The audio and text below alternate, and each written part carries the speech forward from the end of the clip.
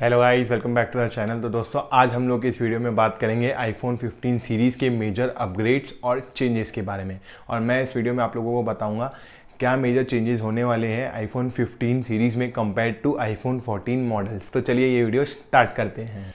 तो straight to the point बात करते हैं और सबसे पहले मेजर चेंज की बात करेंगे तो वो ये है कि एप्पल अपने आईफोन 15 सीरीज़ में USB-C पोर्ट देगा बजाय एप्पल के लाइटनिंग पोर्ट के।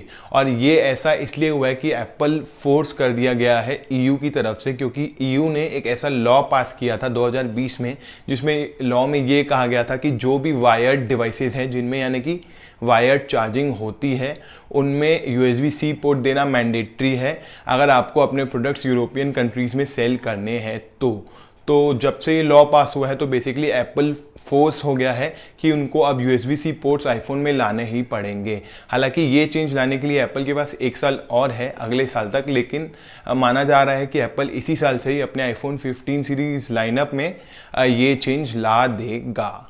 तो क्योंकि अगर एप्पल ये रूल अडाप्ट नहीं करता है तो एप्पल अगले साल के बाद से अपने प्रोडक्ट्स यूरोपियन मार्केट में नहीं सेल कर पाएगा।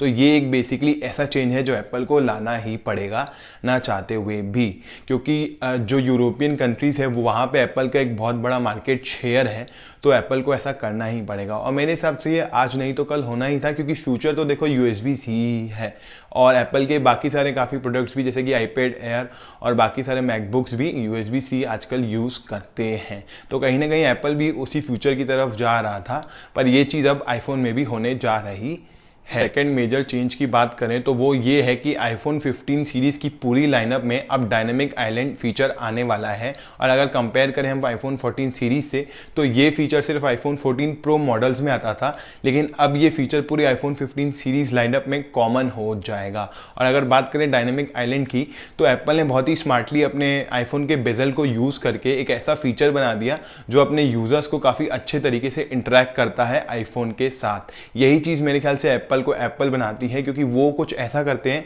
जो कोई और स्मार्टफोन कंपनी उस तरीके से नहीं करती है। तो ये भी एक बहुत ही बड़ा फीचर अपडेट है आईफोन 15 सीरीज़ के लिए, जो कि नॉन प्रो मॉडल्स हैं उनके लिए। अब अगर तीसरे मेजर पॉइंट की बात करें तो वो प्रो मॉडल्स के लिए बहुत अच्छी है, क्योंकि एप्पल बेसिकली प्रो मॉडल्स में A17 बायोनिक चिप यूज़ करेगा।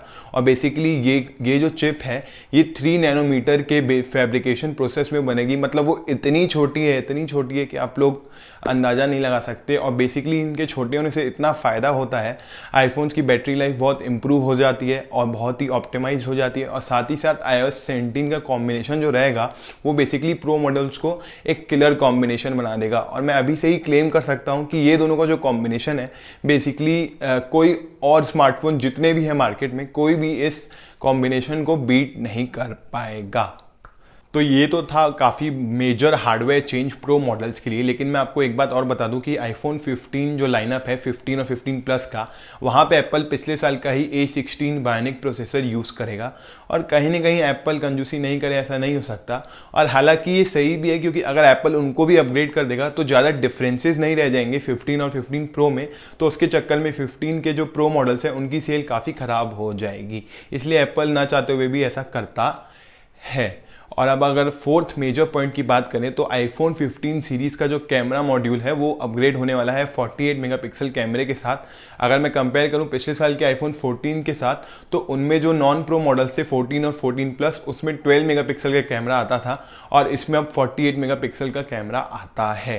हालांकि मेगापिक्सल्स ही सिर्फ कैमरा को अच्छा नहीं बनाते हैं, काफ़ी और भी चीज़ें होती हैं, लेकिन जितना ज़्यादा मेगापिक्सल होता है तो जब आप फोटोज़ या वीडियोज़ कैप्चर करते हैं तो वो काफ़ी डिटेल और शार्प आते हैं। तो ये भी एक बहुत अच्छा चेंज है आईफोन 15 सीरीज़ की तरफ, जो कि नॉन प्रो मॉडल्स में आने वाला है। और जो प्रो मॉडल्स में चेंज होगा वो बेसिकली मेरे हिसाब से फीचर के हिसाब से होगा। हार्डवेयर के हिसाब से अगर देखेंगे तो वहाँ पे एक पेरोस्कोपिक लेंस एप्पल ऐड करने वाला है प्रो मॉडल्स में थोड़े एक्स्ट्रा फीचर्स के लिए। फिफ्थ मेजर पॉइंट की बात करें तो ये भी बहुत ही इंपॉर्टेंट पॉइंट है, जो कि है बैटरी को लेके।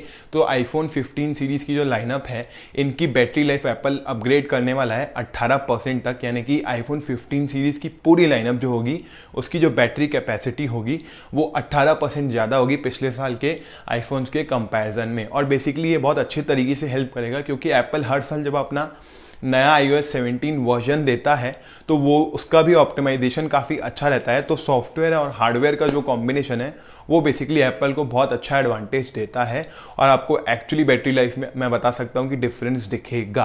तो ये भी एक बहुत ही अच्छा अपडेट है सारे ही iPhone 15 लाइनअप के लिए। तो ये तो थे 5 मेजर चेंजेस जो कि एप्पल अपने iPhone 15 सीरीज़ की लाइनअप के साथ करने वाला है। और भी बहुत सारे चेंजेस एप्पल करेगा, लेकिन ये जो 5 चेंजेस थे वो बहुत ही बड़े थे, तो वो मैंने इस वीडियो में आपसे डिस्कस कर दिया। बाकी आगे तो आप देख ही लेंगे। तो आई होप आप लोगों को ये वीडियो इन्फॉर्मेटिव और अच्छा लगा होगा। वीडियो देखने के लिए थैंक्स।